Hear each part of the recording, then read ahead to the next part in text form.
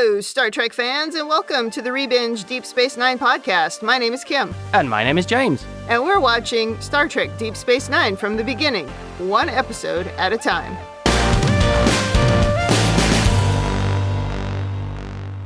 Welcome back to the podcast. Today we are on Season 5, Episode 9, The Ascent. This episode aired November 25th, 1996. Before we talk about this episode, anything to say about last week's episode? Yes, that was our diversion into talking about Star Trek movies for the first time and First Contact. So we're back to regular episodes this week. Yeah, back to the boring Deep Space Nine, away from the Next Generation crew, all my favorite peeps. I guess you're the fangirl for that show. Oh yeah, not the only one. But I will just point out that you're the one who took me there, so you're the one who reminded me of how that was my favorite show, and then brought me back to this one. To this show. That movie, it's something special for me. Oh, it's a great movie. It's absolutely something special. Totally agree. Yeah. Well, this week, I podcast from a brand new location, about 6 feet from my old location. Kim has received a significant upgrade in her previous very high-tech podcast booth. Which was a teepee of blankets from around the house. And a lot of cardboard. That's true. There was a lot of cardboard involved, and the reflection panels were all starting to fall off the walls, and the cats were pulling on them, and it was not good. It was falling to pieces. And now I am in my own specially made podcast booth, surrounded by the, what are they? The echo dampening sound panels. Yes. It's also very dark in here, and I have no air conditioning. No food, no water, no light. Send help. So if you suddenly go quiet halfway through recording, I should probably come and rescue you. Yeah, but it's getting warm in here already. I think the old one could be considered as a lot of upcycling cardboard. Yeah, it was from an old television box or something. I don't know. It worked okay. Yeah. But we've upgraded. It's going to confuse the cats. We'll see if we get any cats in here. Remember in the First Contact podcast, I said about go and see your friend who has the giant TV, the really enormous one? Right. That box came from my friend with the giantest TV. Oh, that's right. Oh, that's funny. Well, he missed his chance to build his own podcast booth. Absolutely. Build his own cardboard monstrosity. That's right. All right, well, that's not why people came. They didn't come here to hear this conversation. Probably not. Would you like to get started on this episode? Yes, let's get going. In the cold open, Jake is packing to move into his own quarters with Nog, and Sisko is not too excited about it. Dad is allowed to visit, but he has to call first, and Jake is not available for breakfast or lunch, and he's only available once per week for dinner. Possibly twice. And Sisko just sort of sighs, gives him a hug before he rushes off to his new quarters. This was a very cute little scene. Yeah. On so many levels. I mean, you saw that great relationship between dad and the son. Yep. Obviously, his dad had set up getting an apartment for Jake really close. Yes. Because he says, oh, it's practically across the hallway. And Jake says, oh, I found another one on the other entire side of the station. As far away from you as I could get. Yeah. Why would you want to get farther away from the greatest dad ever in the history of the world? And there's other funny little moments, like when Sisko says to Jake, wait until your son moves out on you. Yeah, it's cute. Well, then we go to the new quarters, and Rom is straightening everything up in anticipation of Nog's arrival, when Quark instead arrives. He's a downgrade. But he comes in with a case of root beer, so that's pretty nice. And Rom helps himself to one of them. And then in comes Odo to say that Quark has been called in front of a Federation grand jury on Inferna Prime. When Quark asks what that's all about, Odo says, I think you know. But Quark claims total ignorance. As always. Odo says he has 8 days to figure it out because they leave immediately. Yeah. So Odo has waited 10 years for Quark to get what he deserves, and the big moment is finally here. And he ushers Quark out the door, leaving Rom behind with the root beer. Quark does also manage to get a dig in at Rom and Nog about the root beer and his nephew being in Starfleet. Of course. But I do like how Rom still manages to get in digs at Quark. Because as he's being led away, he says, brother, I'll say hi to Nog for you. Yeah. He just manages to sometimes get that one up on Quark. Well, I like that about Rom because he's not nasty, kind of like Quark can be very nasty. Yeah. But he can hold his own. Quark reminds me a little bit of maybe one of my uncles. Yeah. Sort of crotchety. Kind of picking on him about, wanting to go to this Starfleet thing or whatever. But he turned up with a case of root beer. Yes. Even though he thinks it's terrible and it's ruining everything, he still comes with it. So that kind of reminds me of something very realistic. Okay, possible little bit of headcanon here. Yeah. I think that Rom, he's really geared up. And when he panics, his brain goes out of his ears. And that's why people think, maybe he's stupid.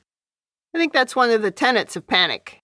Yeah. Is that you no longer think clearly, your common sense goes out the window, and it's maybe just that Rom tends to panic a little bit more easily than most people. Yeah. I think as we go here, now as we have to get used to Nog coming back into the story, we're going to interchange Nog and Rom. We've already done it 5 times and edited it out by the time you get here, listener. Yeah. Yeah. Just, you know what? If it happens, just go with it. We know who we mean. You know who we mean too. Maybe we should just change the names and call them Ferengi 1 and Ferengi 2. Oh, God, we'd never get that right. We'd be wrong every single time. Which one's Rom again? Which one is 1 and which one is 2? Okay, let's keep going. Okay. Now we go to the runabout on the way to Inferna Prime. Odo is trying to read, and Quark is trying to get him to play cards. And Odo is his old salty self, like season 1 salty in this episode. Deliberately, I think, because Quark is very whiny. Well, he gets whinier as we go. Quark gives him a hard time for being as boring of a humanoid as he was a changeling, calling him a miserable, self-hating misanthrope. And Odo just ignores him. Odo seems quite proud that is the moniker that's being bestowed upon him. I'm not sure he likes the self-hating part of it, but I think he's happy to be a misanthrope. Yeah. Quark grabs Odo's pad and discovers that he's reading a romance novel, which Quark reads very dramatically out loud. Oh, yeah. Odo claims he reads these stories to gain an insight into the criminal mind. Sure. And my mom enjoyed the first season of Bridgerton for the costumes. Yes, right. Same thing. Quark does seem to be trying to give Odo some life advice here. But if there was ever anyone I'd put on the never listen to them under any circumstance list, it would be Quark. Or any Ferengi. Possibly, yes. I might listen to Pell. I might listen to Pell, but we've not seen another Ferengi I would listen to. That is very true. By the end of this episode, I might feel differently about Nog, but not Rom. About life advice. So to stop Quark from making fun of him, Odo says, "We both know I've won. I'll be heading back to the station, and you'll be spending the rest of your life in a Federation penal colony." "I'm not there yet," Quark responds. Which is true. When Quark asks what the charges are against him, Odo claims it's a matter of high-level security and he can't discuss it. Then he goes back to reading his book with a smirk on his face. This was a good opportunity for an old season 1 Odo scoff. Yeah, it really was. But instead he did a smirk. Well, back on the station, Cadet Nog reports to duty in Sisko's office.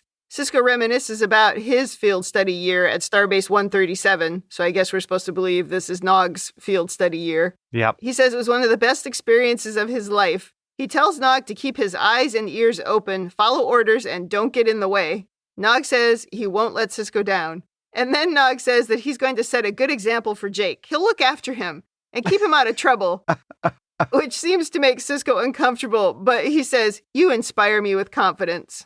That was a super cute scene. It was. Nog trying so hard, and he's doing so well, and he just wants Sisko to be proud. I don't know, it was cute. Well, Nog seems to be embracing Starfleet values, and very genuinely. Right.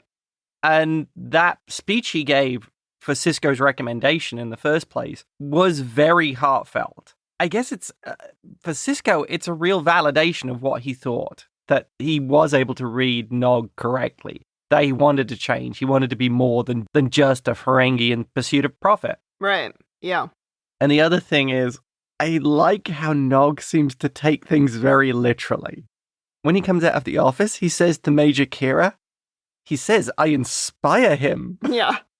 He literally took it on face value, rather than sort of the slightly sarcastic comment that Sisko was making. And Kira's like, "Great, whatever. Get out of ops." Can you please go somewhere else? I don't think she's enamored with Nog. Not yet. Now we go to Nog and Jake's new quarters. It's a pretty big space, but doesn't seem to have any doors, which is not a great way to have roommates. We quickly learn that Nog is a neat freak and says the place needs a good cleaning. He says he'll do the cleaning on the odd-numbered days and Jake can clean on the even ones. Jake doesn't understand why they have to clean every day, but Nog's like, no, not every day. Only the odd days and the even days. I don't know. That might have been my favorite moment of the whole episode. Like, what?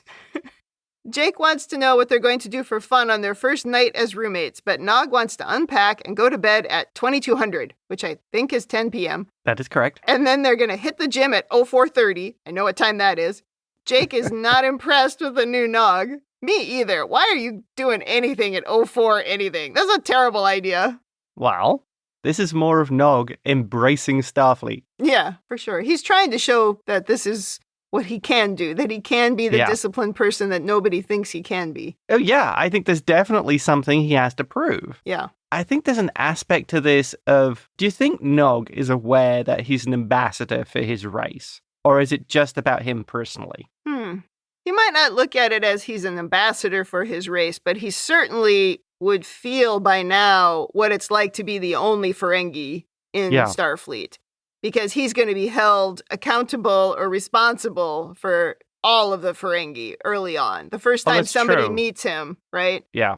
I think we've talked about that, maybe not on the podcast, but you and I have talked about this before, where frequently you do have to overdo it when you are maybe in the minority or you are of a different culture of the one that you're joining. And I think he might be doing that. He's overcompensating because he feels like he needs to, and maybe he does, in order to prove his ability to be disciplined and to prove his commitment. He might have to overshow. That's a good point. Okay, yeah, I could see that. Back to the runabout, and Odo is eating some soup, and Quark is complaining that he's smacking his lips. And then Quark complains about a buzzing noise, and then they fight about the temperature controls. My note here says, Odo is continuing to torture Quark.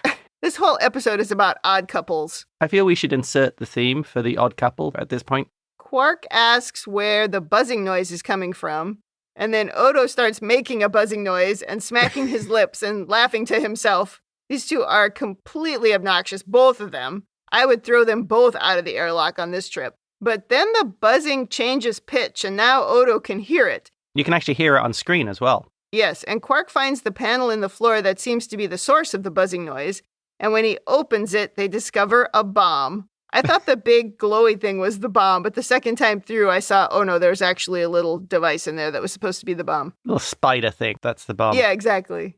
So maybe Quark's big ears are actually good for something, because he did hear it, except he just used it as a complaint instead of going to look for it sooner. Why is there a buzzing noise? Yeah. I don't know. After the dramatic ad break, they're going to try transporting the bomb out of the ship, and Quark suggests trying to channel any explosion into the transporter buffer.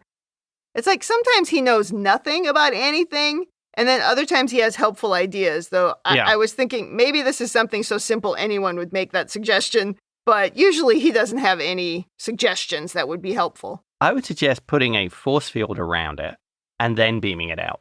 That's a great idea. They should have done that, because instead, Quark continues with his face right in the bomb when they try it. And when Odo does the transporter activity, then there is an explosion and they both fly backwards. So yeah, a little force field would have been a good idea. Yeah, nice containment field. Yeah. I've watched TNG. I guess maybe they felt they didn't have time since the pitch had changed. It was about to explode, but yeah, come on, people. Well, alarms now are blaring as Odo says the comms are down, the environmental controls are badly damaged, the navigational array is failing, and they have to crash land quickly on a nearby Class L planet, which means it's barely habitable, but it is their only chance of survival. Yeah. So Odo says if we live through this, whoever planted that bomb is going to live to regret it. And Quark says, oh, you don't want to get near the Orion Syndicate. And Odo is like, oh, what? Is that what the grand jury is investigating you for? And Quark says he thought Odo knew, but Odo says if he knew the Orion Syndicate was involved, they would have taken the Defiant. And half of his deputies. Right. Well, then they crash land dramatically through a bunch of trees as you hear Quark screaming the whole time. And we lose another runabout. Yes, we do. After the crash, the runabout is badly damaged. They can't send out a distress signal because they have no comms. And to make things worse, the replicators have been destroyed, so they have no food, and the local plants all appear to be poisonous. Plus, they're freezing cold, and Odo's found just 2 packages of field rations. So Odo says they're either going to freeze to death or starve to death. Take your choice. So let's jump straight into overanalysis. Was this a total failure by Starfleet on multiple levels, or what? Well, yes. I mean, protect your witnesses. Right. And then why, on the shuttle, were there no Starfleet crew? Odo isn't a member of Starfleet. He's not a member of the Federation. And that is Federation property. I have no idea. Was it a budgetary thing that this was a cheap episode and they couldn't throw a couple of extras as red shirts to get killed when they crashed? Yeah, I don't know. I do think this is a good point. Unless they really felt like this was a low-level case or something. It's a good question. Yeah. Back to the Nog-Jake story, and we find Nog is exercising as Jake drags himself around the quarters with a blanket over himself. Nog says, healthy body, healthy mind. But Jake says, please, no cliches before breakfast. As Jake goes to get some orange juice, he just drops the blanket he's carrying on the floor. I mean, he really is a slob. Nog found a data pad that Jake left lying around with one of his stories on it. I think it was Past Prologue, which is the title of a season 1 episode. Yeah. Anyway, Nog read the story, and his only feedback is that Jake's spelling is terrible. He says he didn't read it for content. He just fixed the grammar and the punctuation. And Jake is outraged that he changed his story without his permission. Well, as a writer, I think it's about time Jake learned about what editors do. I also think it's about time for him to get used to stuff like this, because I always remember a time I gave my mom one of my stories, and the only thing she had to say about it was that she thought the title was kind of stupid. Oh, dear. I don't think I gave her another story to read after that. I'm like, okay, Mom. Yeah. That's just sometimes what it's like, and you got to take those kind of hits. Agreed. But I agree that you shouldn't be changing somebody's story. But I also agree with Nog. You don't got to leave your crap everywhere. Jake is very annoyed that Nog touched his stuff, but Nog is like, just put your crap away and I won't touch it. Jake really seems to have no idea that Nog is changing into a different person. Yeah, and even though he's being a little obnoxious, Nog. Yeah. I don't think he's asking a lot. Just keep your mess out of the common area. You're not a child. Yeah. This is maybe part of the stuff we've been talking about before, where he needed some exposure to being an adult and to kind of finding his own way. Yeah. But here he's still acting like a child, even though he's living sort of on his own with a roommate. Right. Back to the crash runabout, and Quark brings out the subspace transmitter saying the signal booster can't be repaired. So they need to get it to high enough ground to make it work. He points to a mountain in the distance and says they need to go pretty high. Quark finds a single thermal survival suit and has decided it's finders keepers, but they argue about that for a while too, and eventually they seem to decide to alternate who wears the top and who wears the bottoms. So They start the trek to the mountain, and Odo complains that this would be a lot easier if he were still a shapeshifter, which, sure. But Quark says this is what you wanted. You wanted to be one of us. Odo claims he never wanted to be human, and then they argue about that for a while. Yeah. This episode is mostly people arguing and bickering with each other. When this scene ends, I thought they should have played it out with the Odd Couple theme. Yeah, it would have fit for sure. Back to the station, and Miles is praising Nog's work, saying he has an excellent grasp of mechanical engineering. Nog claims the Ferengi have a natural talent for figures. When Nog gets back to his quarters, he finds that Jake has made a huge mess again. Clothes everywhere. He can't figure out how Jake can make such a mess in just a few hours. I was with Nog on that. It was like, wow, what do you do? I mean, there's stuff just thrown everywhere. Normally in a show not set in the future, it would be pizza boxes and beer cans or soda cans or whatever. But it's just clothes. Right. Clothes. How many times did Jake change his clothes today? From my perspective, it would take probably about a week for it to get to that state. You would think so. But it would be electronics, circuit boards, and tools. 100% for you, yes. And also teacups everywhere.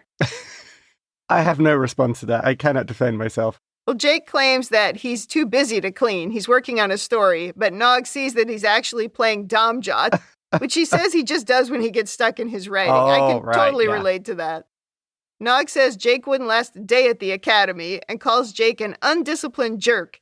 And Jake makes fun of his cadet's uniform, calling it pajamas.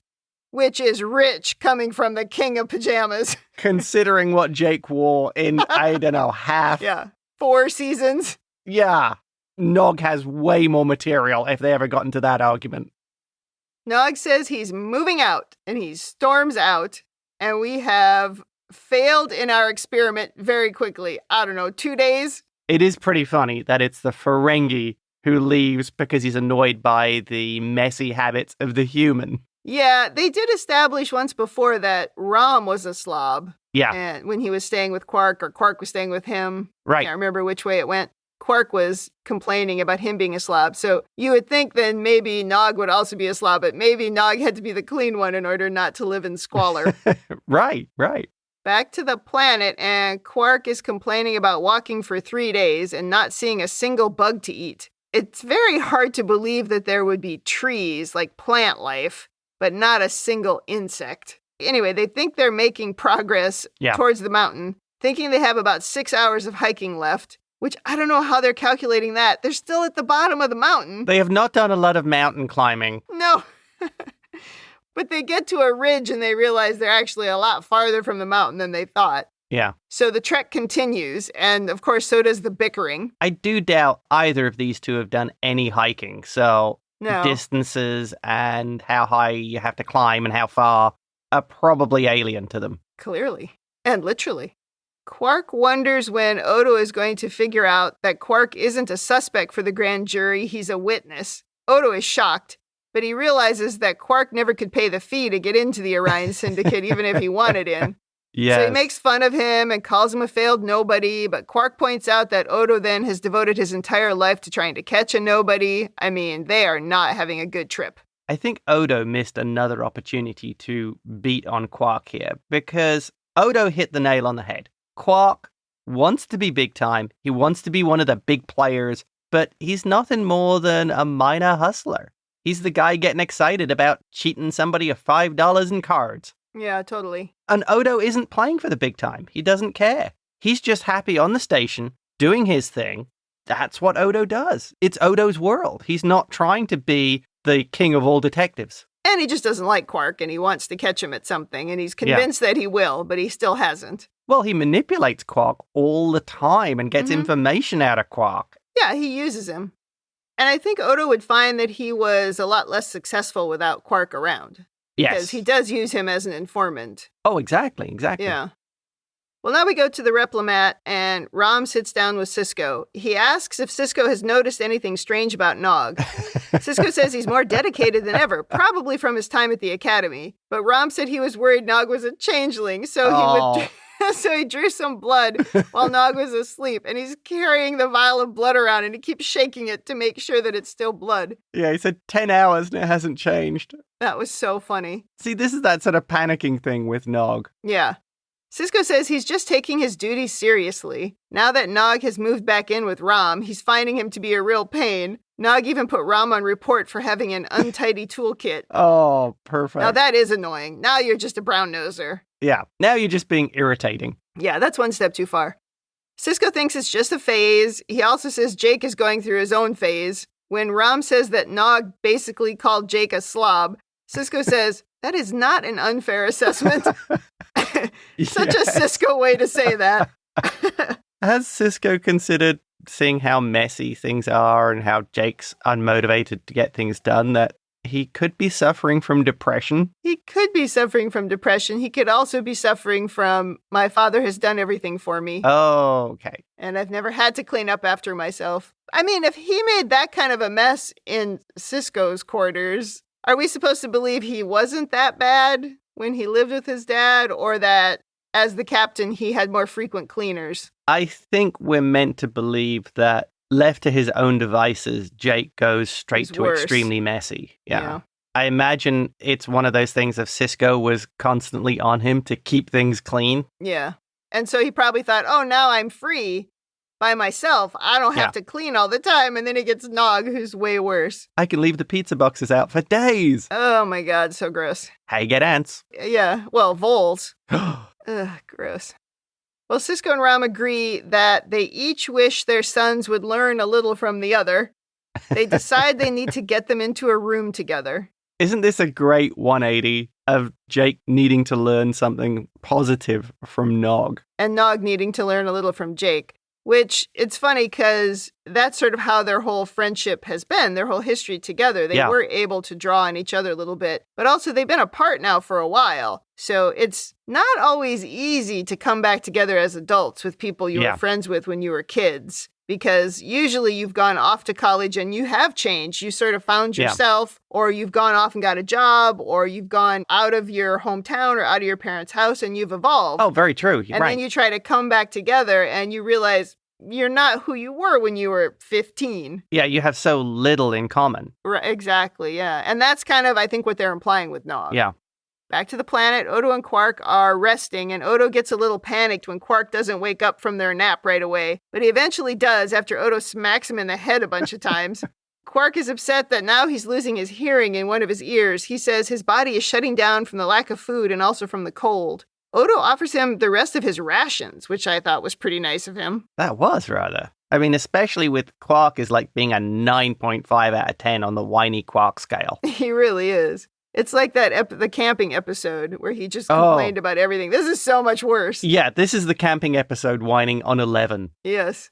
Well, Odo is like, we can trade insults until we starve to death, or we can keep going. They do keep arguing, though, with each blaming the other for their predicament. Yep. Eventually agreeing that they hate each other. And then they get into a brawl and they fall down onto some rocks. The bad news is that now Odo has a broken leg, and they show it all dramatically twisted. You know, when this happened with O'Brien, he ended up killing the guy, even if he wasn't real. Oh, that's true. Well, after the outbreak, Quark has tied Odo's leg to a splint. Also, Odo says something about Quark passing out when he saw the mangled leg, so Odo tells him not to look at it, but Quark is like, I still know it's there. I thought that part was very funny. I mean, it's terrible, but the way they did it was very funny. Yeah, Quark is very squeamish. He is. Quark drags Odo onto a makeshift stretcher, and Odo wants him to leave him behind and continue without him, but Quark claims he's taking him along as emergency rations. He says if Odo dies, he's going to eat him, and then he starts dragging Odo up the mountain. Yeah. There are, from here, a lot of scenes of Quark dragging Odo and Odo moaning in pain and looking pretty rough. It's the mountain climbing montage. It totally is. Quark keeps trying the communicator, but it's never high enough, so he has to keep going. Every time they show the mountain, they do not appear to be any closer to the top, though. At one point, Quark just gives up, and he lies face down on the ground. Yeah, and then we get some more extreme whining from Quark. He's just giving up. That is very true. Odo tells him to just leave him behind and keep going. Odo says if we stay here, we're both dead. And then he asks if Sisko, Worf, or Dax would give up, which of course they wouldn't. No. And he drags himself to the transmitter and starts pushing it up the mountain himself. Finally, Quark is like, you might as well accept the inevitable and die with dignity. As if either one of them have shown any dignity in their actions this entire episode. No. No. And we both know if Worf still had one working arm, he would drag himself to the top of the mountain. Absolutely. Well, then Quark starts to reconsider when he realizes Rom would inherit the bar and his bones would just disintegrate here, unsold and unmourned. So he climbs to his feet and starts back up the hill. He tells Odo not to break his other leg while he's gone, and he starts back up the mountain, leaving Odo behind. Clearly, that was a very effective motivator. Rom getting hold of the bar, which Definitely. Quark has been avoiding the entire series. And, you know, when he says that he wouldn't be able to sell, or nobody would be able to sell his remains, can he still do that? Because I thought he was, like, kicked out of Ferengiville. No, how could he? They're barred from doing business with him. Yeah, I don't know. I think they forgot that in the writer's room. Yeah, plus the humiliation of Nog being in Starfleet. Oh, yeah. He's probably still holding out hope he could convince Nog to come back to a respectable business. I'm sure. One note that I took in this scene was there's a little part where Odo, like, climbs up from being on the stretcher.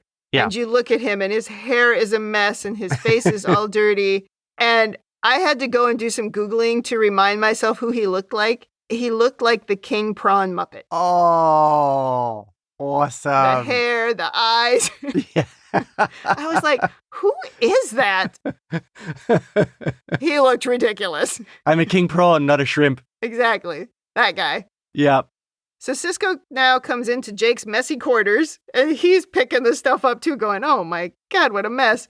Yeah. And Sisko says, according to station regulations, these quarters require 2 occupants. So Jake needs to move out. And somehow there are no other single quarters available, of course. So he'll have to move back home with his dad. And when Jake complains, Sisko brings in Nog and says they're still friends and they need to figure out how to make this work. Oh. And when they're both complaining, he says, I'm your captain and I'm your father, and what I say goes. And then he leaves. I mean, come on, Sisko. You're great. Well, Nog says to him, sir, I really must protest. And Sisko replies with, cadets don't have that privilege. That's right. I put here in my notes, heart emojis. I loved this version of Sisko so much. I thought that was great. Yeah. Well, it was that side of Sisko of knowing how to deal with people. Yeah. Even if they're family. But also the tough love. He knows what the right thing to do in this situation is. And it's part of that character of Sisko. He knows how to work with people. And he's also a great dad. Well, there is that. You've got to love that, though. I mean, he pulls rank on Nog and he pulls dad on Jake. Right. It's like perfect. Well, they do finally seem to make up after this conversation. And Nog says they should go and play Domjot. In my notes, it says Doomjot. That must be a whole different game. Yeah, very different game. So this is now the second time that Jake and Nog have really rebuilt their friendship. Right. There was the first time when they fell out because he was being rude to the girls. Nog was. Yeah. And now this one. I think that's it. They had that other earlier challenge when Rom didn't want Nog going to the school. And then they kind of got into a fight, but they made up pretty quickly. And they were really young then. Yeah. But yeah, this is the second big blow up, I guess. Yeah, Jake was under 6'2" at that point. So he definitely was. He might not have even been 6 foot. Yeah. Back to the planet. Quark appears to be near freezing as he pushes his way up the mountain in the frigid temperatures. Odo starts recording his final chief of security log into his communicator. He says it looks like Quark didn't make it. Can't say I'm surprised. Got to get one more dig in. Indeed. He says you'll find his body further up the slope. No doubt he'd want his remains vacuum desiccated and auctioned off. I thought that was nice of him to say that. I don't know. He's got these little moments where he's still nice. Yeah. He said, as for myself, cremate me, put my ashes in my bucket, and shoot me into the wormhole. I can end where I began. And aim it towards the Founder's world with a little note on it saying, happy now? But then he also says, or better yet, but we never hear what better yet is because he gets beamed up to the Defiant. Oh. Unless I misheard it. But I was like, what's better yet? Oh, okay. You're going to make me go back and rewatch that. Okay. I missed that. I think the better yet was the note to the Founders. Maybe. Because they're such jerks. That's just the kind of emotional blackmail crap that the Founders would do. True. Well, up on the Defiant, Worf says they found Quark on top of the mountain slumped over a subspace transmitter. Dax says Quark saved both of their lives. And before passing out, Odo says, I was afraid you were going to say that. I laughed out loud at that. That was really funny. It's a beautiful shot of the Defiant as well. Well, now recovering next to each other with IVs in a darkened infirmary, Quark says he bet Odo was surprised that he made it all the way to the top of the mountain. And Odo says he was astounded. I think we all were. And then Quark asks if Odo remembers when he said, I hate you, and you said you hate me. Quark says, I just wanted you to know I meant every word of it. So did I, Odo says. And then they laugh. The end. That was a very funny ending. It was very fitting for the theme of this episode. Agreed. Well, do you have overanalysis? I have a little overanalysis. Okay. The first one is, how many days do you think they were out from the station before the bomb went off? Okay. He said he had 8 days to think about it. So did that mean it took 8 days to get to Inferno Prime? He says as well 196 hours together later. Okay, so how many days is that? 7.5. So they just started. Okay. They're potentially half a day out then. Yes. And he said it was an 8-day trip. So they were only half a day away from the station. Yeah, because I was wondering about that of how far they were out. Yeah. Because if Quark was on top of that mountain that was that high in a snow line, improperly dressed, Yeah, he would have died. Yeah. Yeah, I thought the same thing. We found Quark frozen to death on a subspace transmitter. I kind of think that's why they were telling us the time. Yeah. Just to say, hey, they weren't really that far away, so they could be saved quickly. Gotcha. Okay, next thing. So, who is who in this odd couple scenario? I'm assuming Odo is Jack Lemmon and Quark is Walter Matthau. I mean, it's easy to identify in the Nog Jake thing, but in the Quark Odo thing, yeah, you have two things to look at, and they both imply that they're Jack Lemmon, that both of them are Jack Lemmon. Because Odo had that whole thing about things moving a millimeter in his quarters. He needed everything to be absolutely perfect and in its place. Precisely. But Quark is a super natty dresser, and he was also very concerned about the cleanliness of Rom's quarters, and he likes things too. Oh, I think yeah? they're actually maybe more alike. They're both Jack Lemmon, I think. Oh, that's a good point. So it's actually more like magnetic poles coming together. This is Maybe. Not odd couple. It is the directly opposed couple. I'm not sure I've ever seen the Odd Couple movie, but I've seen the television show. I know the implications of what you're talking about. Okay, and I think my final point. Yeah. This episode clearly shows why Jake really needs to leave the station. Yeah. He really needs to get some life experiences behind him. Agreed. All the great writers have some very interesting life experiences. George Orwell, colonial policeman, fought in the Spanish Civil War, Ernest Hemingway, soldier, journalist, traveler, and drunk, absolute drinker. Philip K. Dick, one of the greatest paranoid drug users of all time. Yeah. Well, Jake needs to develop a hook. Maybe he could combine all those things. I don't know. I don't necessarily subscribe to this. You have to get more life experience to be a writer. Yeah. But I think to develop as a human, which he is, you need to... He needs to know how to look after himself. He needs to mature. He needs to know how to have relationships with other people that don't involve his father. He needs to figure out how to feed himself, how to clean up after himself, how to drive himself places.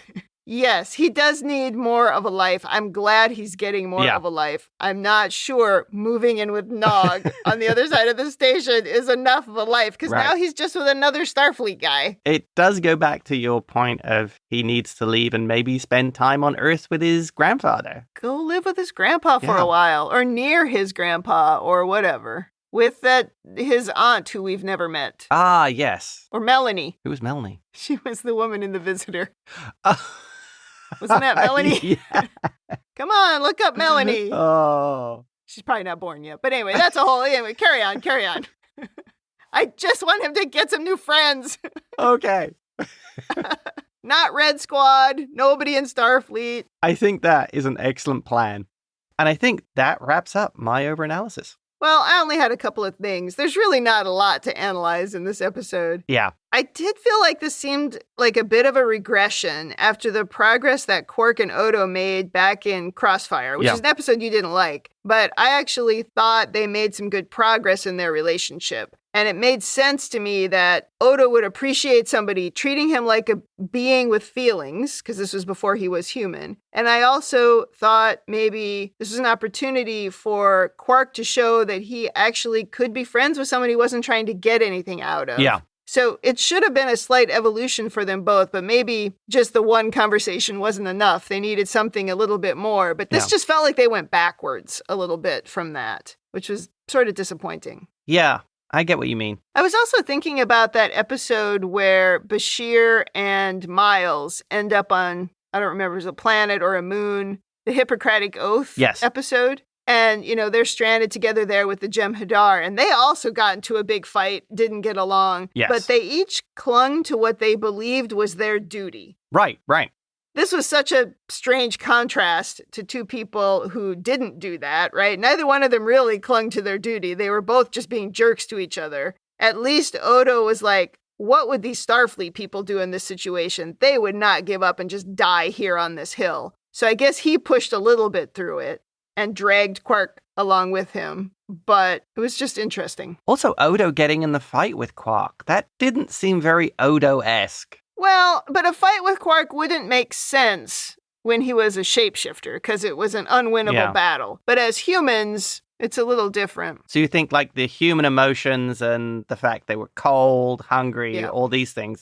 We've talked about this before. When you take away those sort of base things that keep you together, you're going to act a little bit differently. And you can't claim that it's out of character for Odo to get into a brawl when you accepted that Miles and Worf would brawl over the stupid union in the Bar Association episode. You can't claim both sides of that coin. I can, and I will. Yeah. Okay.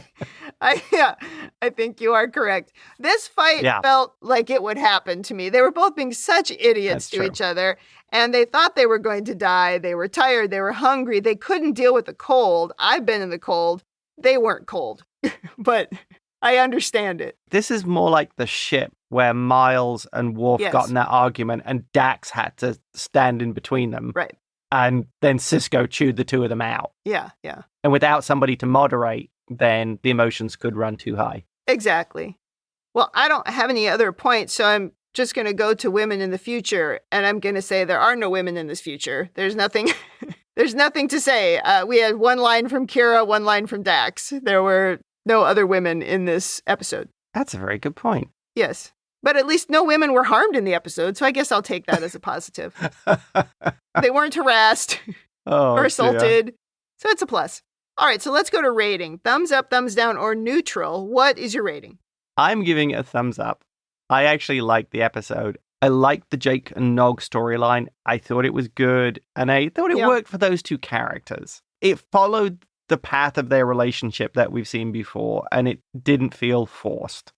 I thought that was quite good. Odo and Quark on the planet, it was okay. Quark actually being motivated enough to do something to actually save himself, I think, was the big part here. Yeah. Quark really can be such a coward that him actually doing this was kind of good.